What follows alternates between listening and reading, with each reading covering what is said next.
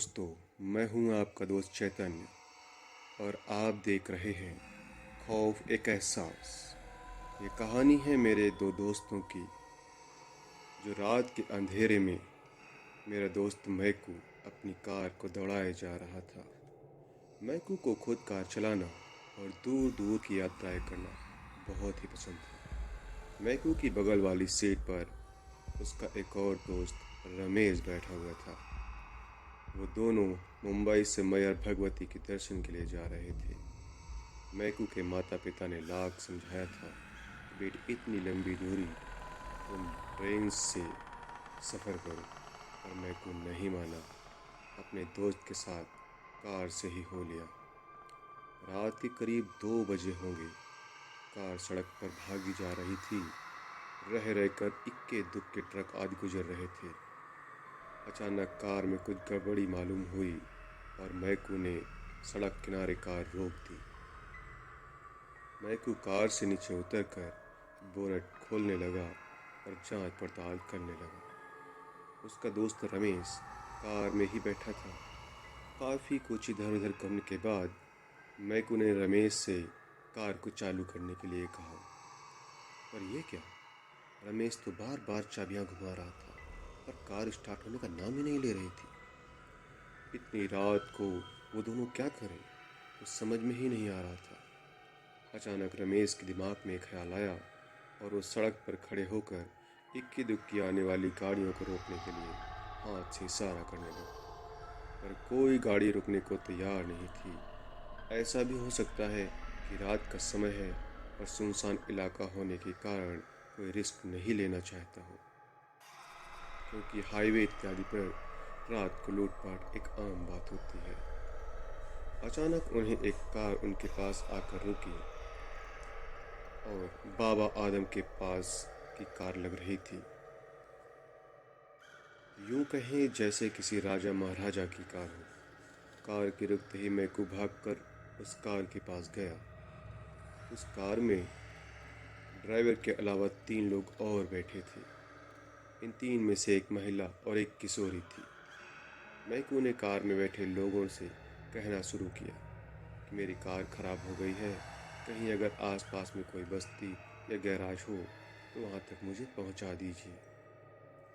उनकी बात को सुनते ही उस कार का ड्राइवर नीचे उतरा और अपनी कार की डिग्गी में से एक पतला वायर निकाला। मैकू कुछ समझ पाता तब तक ड्राइवर ने मैकू की कार को अपनी कार से बांध दिया। कार को बांधने के बाद उस ड्राइवर ने इशारे से मैकू को अपनी स्टीयरिंग सीट पर बैठने का इशारा किया। मैकू के स्टीयरिंग सीट पर बैठते ही रमेश भी मैकू की बगल वाली सीट पर बैठ गया। अब उसकी कार को खींचते हुए वह पुरानी कार एक कच्चे रास्ते से आगे बढ़ने लगी। मैकू और रमेश दोनों निश्चिंत लग रहे थे। उन्हें किसी भी प्रकार का डर नहीं लग रहा था, क्योंकि इस पुरानी कार के यात्री समृद्ध दिखाने लग रहे थे। लगभग 15 से 20 मिनट के बाद उनकी कार एक पुरानी हवेली के सामने खड़ी थी। मैकू और रमेश अपनी कार से उतर चुके थे। दूसरे कार में उनका ड्राइवर निकला और रोबदार आवाज़ में बोला, आप लोग अंदर चलें, मैं मैकेनिक बुलाकर आपकी कार को ठीक करा दूँगा। इसके बाद आप लोग अपने रास्ते पर निकल जाइएगा। मैकू और रमेश कुछ कहे बिना उस ड्राइवर के साथ उस पुरानी हवेली में प्रवेश कर गए। हवेली बहुत ही बड़ी थी और बहुत ही पुरानी लग रही थी। और एक बात मैकू और रमेश को चौंकाने वाली थी कि इतने समृद्ध लोगों के रहते हुए हवेली इतनी गंदी क्यों है। जगह जगह जाले लटक रहे थे, अजीब प्रकार की बू भी आ रही थी। मैकू और रमेश एक दूसरे का हाथ कसकर पकड़े हुए थे। उस बूढ़े ड्राइवर के पीछे पीछे हवेली के अंदर बढ़े जा रहे थे। अचानक हाथ में चिराग लिए हुए एक अधेड़ महिला आई। वो थोड़ी सी डरावनी लग रही थी। उसने इशारे ही इशारे में उस ड्राइवर से कुछ कहा। वह ड्राइवर मैकू और रमेश को उस अधेड़ महिला के पीछे जाने का इशारा करते हुए खुद दूसरी तरफ चला गया। वो अधेड़ महिला उन दोनों को लेकर एक बड़े से कमरे में दाखिल हुई। ये कमरा काफ़ी अच्छा था, पर चौंकाने वाली बात लग रही थी कि इस पुरानी गंदी हवेली में इतना सुंदर सुसज्जित कमरा कैसे हो सकता है। वह कमरा दूधिया प्रकाश से भरा हुआ था, पर यह प्रकाश कहाँ से आ रहा था कुछ पता नहीं चल रहा था। मैं और रमेश उस कमरे में लगी आलीशान कुर्सियों पर बैठ गए। उनकी आवभगत शुरू हो गई और उन दोनों को बहुत सारी बातें अजीब सी लगने लगी। अब उस कमरे में कम से कम 12 से 15 लोग जमा हो गए थे। कहीं स्वादिष्ट भोजन की खुशबू थी तो कहीं पैगों का दौर चलना शुरू हो गया था। मैकू तो आए दिन दूर दूर की यात्राएं करता था। रात बिरात में कहीं भी चला जाता था। उसे भूत प्रेत पर विश्वास तो था, पर वह एकदम निडर स्वभाव का था। वह अपने आप को माँ मैहर वाली का बहुत बड़ा भक्त मानता था और वर्ष में कम से कम 2 बार माँ के दर्शन अवश्य करता था। उसके गले में माँ की माला हमेशा लटकी रहती थी और साथ ही उसके शर्ट के ऊपरी जेब में एक छोटा सा दुर्गा चालीसा। उसे जब भी थोड़ा समय मिलता इस चालीसा को निकाल कर पढ़ लिया करता था।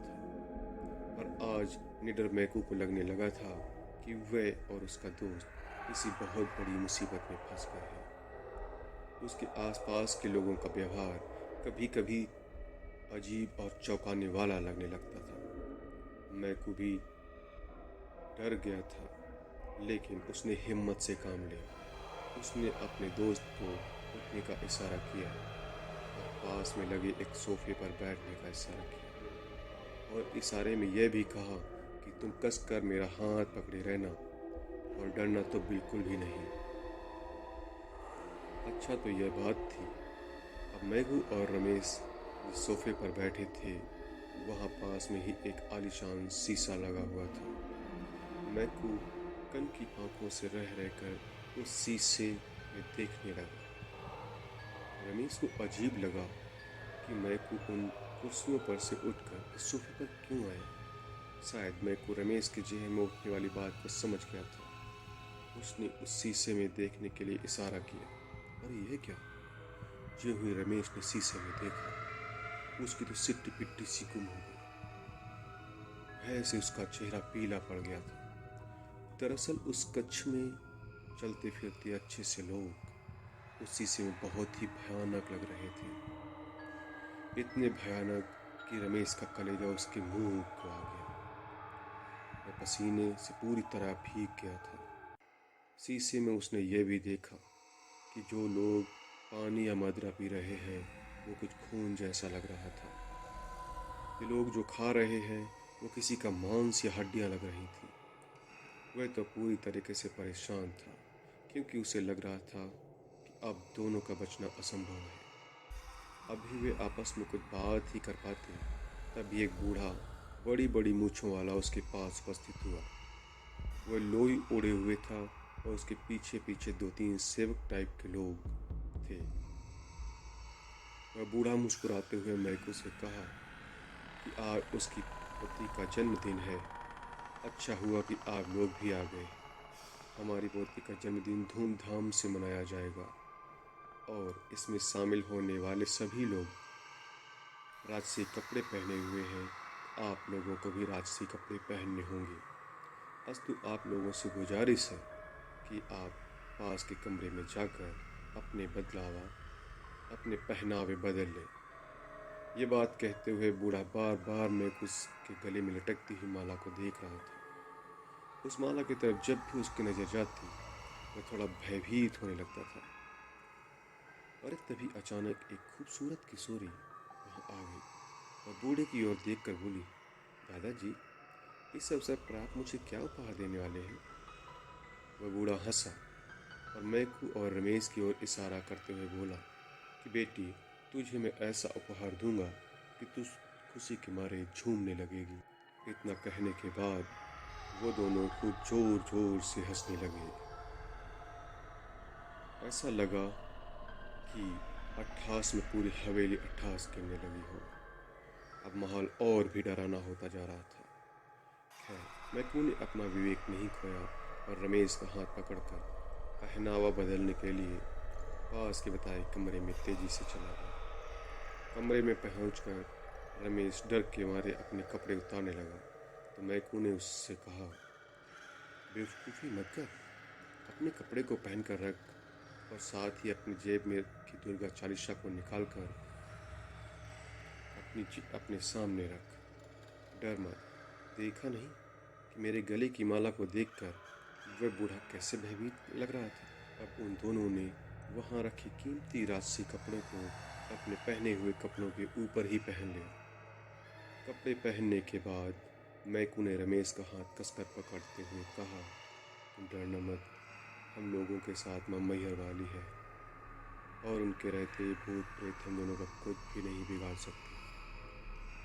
उसके बाद वो दोनों कमरे से निकलकर फिर उस कक्ष में आकर सोफे पर बैठ गए। देखते ही देखते पार्टी शुरू हो गई। उस बूढ़े की पोती किसी राजकुमारी से कम नहीं लग रही थी, पर उस शीशे में देखने पर वह एक महागुरु डरावनी साया में तब्दील हो जाती थी। वह किशोरी प्रसन्न मन से मैकू के पास आई और उसके कंधे पर हाथ रख दिया। अरे यह क्या? कंधे पर हाथ रखते ही ऐसा लगा कि जैसे उस किशोरी को 440 वोल्ट का करंट लगा हो। अभी कोई समझ ही पाता, तब तक वह बहुत दूर जाकर गिरी थी। अब तो वहाँ हड़कंप मच गया था। मैकू सब समझ रहा था। उसे लगा कि जरूर उसके गले में पड़ी माला के कारण हुआ है। उस किशोर को दूर गिरते हुए कई भूत प्रेत उठाने में लग गए, जबकि वह बूढ़ा दौड़कर मैकू के पास आया और थोड़ा तेज आवाज में पर डरते हुए बोला कि मैंने आपसे कहा था कि आप अपने कपड़े उतार कर हमारे यहाँ के कपड़े पहने, पर आपने नहीं माना। आप अपने गले में पड़ी माला जो पहने हैं उसे उतार कर रख दीजिए। यही हमारे यहाँ की प्रथा है। मैकू ने नाव में सिर हिलाते हुए कहा कि वह किसी भी हालत में गले में पड़ी माला को नहीं उतारेगा, और इतना कहते ही वह रमेश का हाथ और तेज पकड़ते हुए खड़ा हो गया। अब तो उस कमरे का हाल पूरी तरह से भयावह हो गया था। जो लोग सीधे साधे लग रहे थे वे अब भयानक हो गए थे।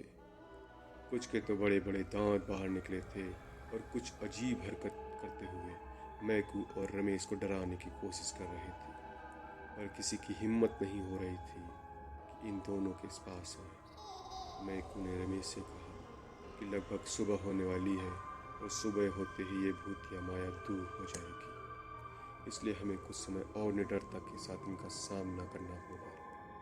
उसके बाद वो दोनों फिर से वहीं सोफे पर बैठ गए, आंखें बंद करके मां मैहर भक्ति के गीत गाने लगे। उनके अगल बगल में बहुत सारी आवाज़ें चीख पुकार आ रही थीं, पर वो इन सब से बेखबर अस्मा का नाम लिए जा रहे थे। कुछ समय के बाद अचानक आवाज़ें आनी बंद हो गई। मैकू और रमेश ने अपनी आंखें खोली। अब वहाँ पर इन दोनों के अलावा कोई नहीं था। अरे, यहाँ तो हवेली भी नहीं थी। तो क्या ये दोनों सपना देख रहे थे या कुछ और था? खैर, वो दोनों उठे और वहाँ से चलने को तैयार हुए। सुबह होने वाली थी और सूरज की आभा उस जंगल में धीरे धीरे फैलना शुरू हो गई। अचानक मैकू कार के पास गया और दरवाज़ा खोलकर बैठ गया। उसने कार को स्टार्ट की तो बिना देर किए चालू हो गई। अब उसके बगल में बैठा रमेश और दोनों वहाँ से निकल लिए। वो जंगल से बाहर निकलकर एक कच्चे रास्ते पर हो लिए। कुछ दूर आगे चलने पर उन्हें एक चाय की टपरी दिखाई दी। मैकू ने वहीं अपनी कार रोक दी और कार से उतरकर उस टपरी में गए। टपरी में आते ही दुकानदार थोड़ा डर से मैकू की तरफ देख कर बोला, साहब, आप सुबह सुबह जंगल से आ रहे हैं? कहीं आप लोग रात को तो नहीं? मैकू एक टूटी बेंच पर बैठते हुए तब तक की सारी घटना सुना रहा था।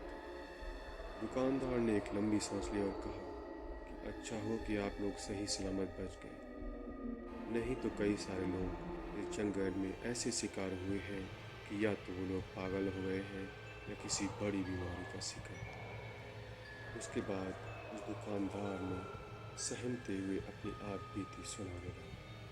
ये कहानी अगर आपको पसंद है